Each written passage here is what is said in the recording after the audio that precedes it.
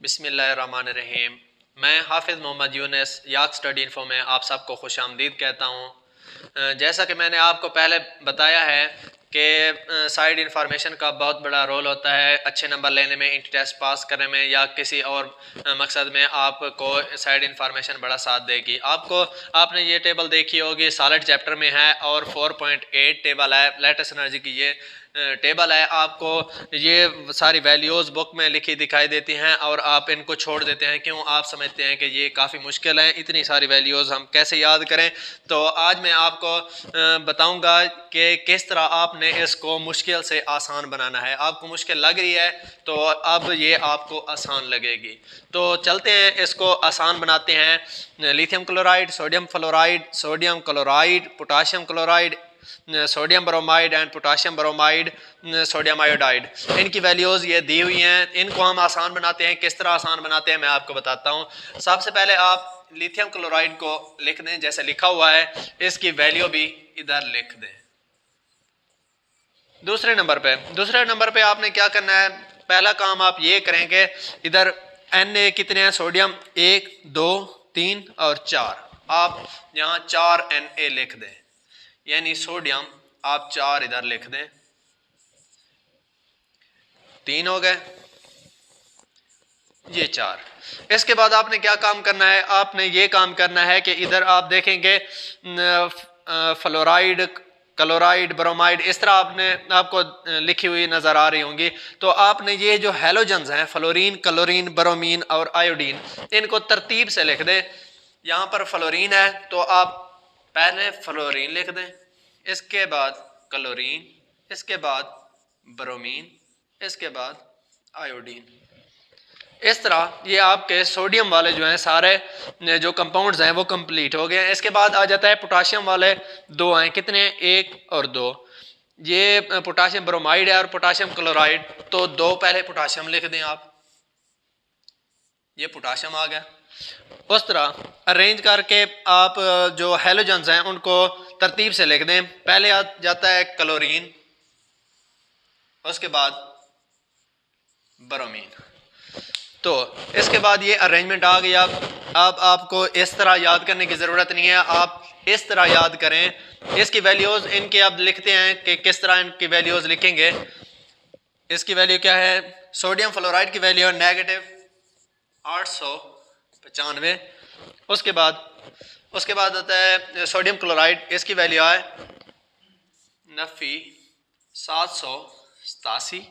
इसके बाद है सोडियम ब्रोमाइड की वैल्यू अगर आप देखें तो है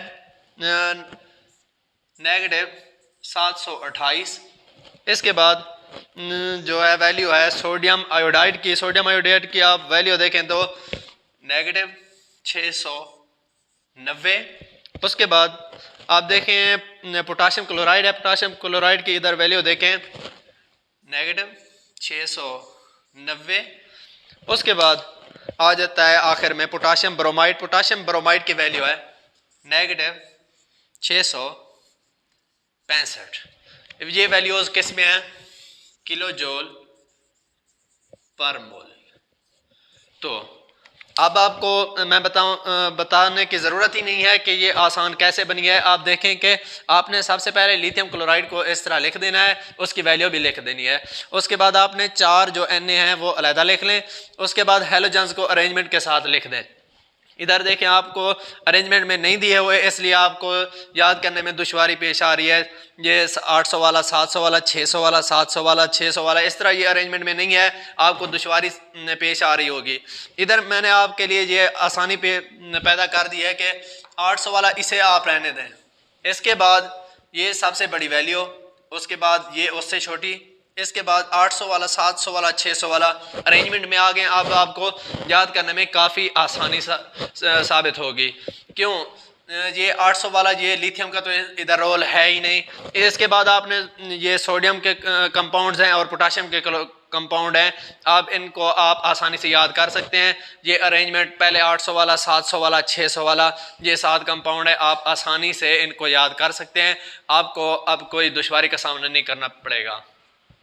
इसके बाद मैं इस टेबल की इंपॉर्टेंस बता दूं कि इसकी इंपॉर्टेंस आखिर है क्या, मैं क्यों ये जो टेबल है इसको पढ़ा रहा हूँ, आसान बनवा रहा हूँ। इसका फ़ायदा ये है कि ये इंटी टेस्ट में इसकी MCQs आती हैं और इधर जो पेपर होता है FSC का उसमें भी MCQ आ जाती हैं जो आपके लिए बहुत फ़ायदेमंद होंगी, आप इनको आसानी से कर पाएंगे। तो इसके MCQ को देखते हैं। Which of the following compound has lowest latest energy. तो आपने ढूंढना है इधर लोएस्ट जो लेटेस्ट एनर्जी है इन कंपाउंड्स में से किसकी है। Lithium chloride, sodium chloride, potassium chloride और सोडियम आयोडाइड। तो आपने इधर आके देखना है कि किसकी वैल्यू कम है और किसकी ज़्यादा है। तो लिथियम क्लोराइड की सबसे पहले देखते हैं 833 है और उसके बाद NaCl की है 787।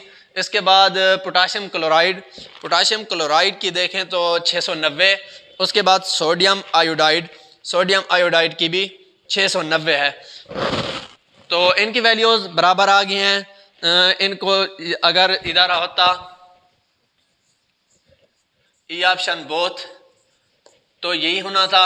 इसके बाद अगर आप यहाँ पर ऑप्शन चेंज कर दें, सोडियम आयोडाइड की जगह पोटाशियम ब्रोमाइड लिख दें तो फिर ऑप्शन ये हो जाएगा।